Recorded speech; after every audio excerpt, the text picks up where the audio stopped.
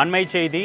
சென்னை விமான நிலையத்திற்குள் நுழைந்த தவேக தலைவர் விஜய் தனது கைப்பையில் கத்திரி வைத்திருந்ததால் அந்த பகுதியில் பரபரப்பு ஏற்பட்டிருக்கிறது. அண்மை செய்தியாக பார்த்துக் கொண்டிருக்கிறோம். இதுகுறித்த கூடுதல் விவரங்களை செய்தியாளர் பூபாலன் வழங்க நாம் கேட்கலாம். வணக்கம் பூபாலன், கூடுதல் விவரங்கள். வணக்கம். கரூரில் நடைபெற்ற மக்கள் சந்திப்பு போது 41 பேர் பலியான சம்பவத்தில் சிபிஐ விசாரணை வேண்டும் என்ற தமிழக வெற்றி கழகத்தின் தலைவரும் நடிகருமான விஜய் கோரியிருந்தார். இந்த நிலையில் விசாரணையின் போது சிபிஐ விசாரணையின் போது தொடர்ந்து நடைபெற்று வரும் நிலையில் ஆதவர்ஜுனா மற்றும் நிர்மல்குமார் உள்ளிட்ட மாவட்ட செயலாளர்கள் உள்ளிட்டோர் அனைவரும் ஆஜராகி விசாரணையில் இருந்தனர். இந்த நிலையில் விஜய்க்கு சிபிஐ ஆனது 2 முறை சம்மன் அனுப்பப்பட்டு டெல்லிக்கு சென்று 2 முறையும் அவர் விளக்கம் அளித்து வந்தார்.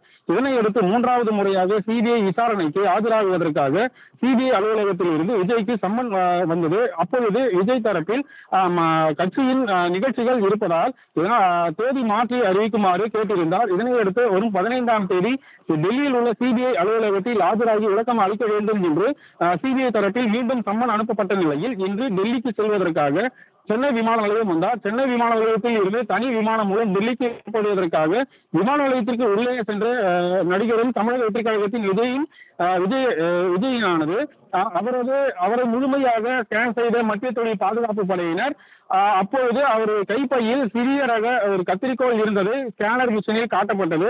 அதை உடனடியாக வெளியே அப்புறப்படுத்த வேண்டும் என்று மத்திய தொழில் பாதுகாப்பு படையினர் தெரிவித்ததை அடுத்து அவர் பையில் இருந்து அதனை வெளியே எடுத்தனர். மேலும் விமானத்தில் ஏறுவதற்கு சிறிது நேரம் தாமதமாக புறப்படுவதாலும் அதிகாரிகள் தரப்பில் தெரிவிக்கப்பட்டு இருக்கிறது. கூடுதல் விவரங்களுக்கு நன்றி பூபாலன்.